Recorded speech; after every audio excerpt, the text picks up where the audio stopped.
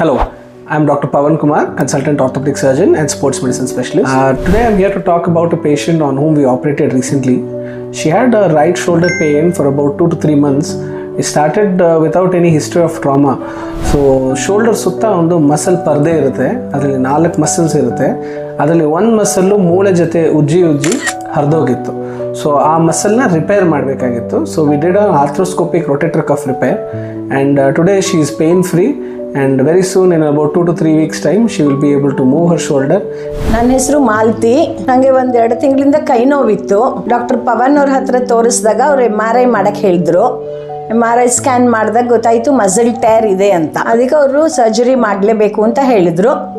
ಆಮೇಲೆ ಸ್ವಲ್ಪ ಟೈಮ್ ತೊಗೊಂಡು ಯೋಚನೆ ಮಾಡಿ ನಿನ್ನೆ ದಿನ ನಾವಿಲ್ಲಿ ಬೆಳಗ್ಗೆ ಬಂದು ಅಡ್ಮಿಟ್ ಆದ್ವಿ. ಮಧ್ಯಾಹ್ನ ಸರ್ಜರಿ ಮಾಡಿದ್ರು. ಸರ್ಜರಿ ಇಸ್ ಗುಡ್, ಎಲ್ಲ ಚೆನ್ನಾಗಾಗಿದೆ. ಇವತ್ತು ಡಿಸ್ಚಾರ್ಜ್ ಮಾಡ್ತಾರೆ.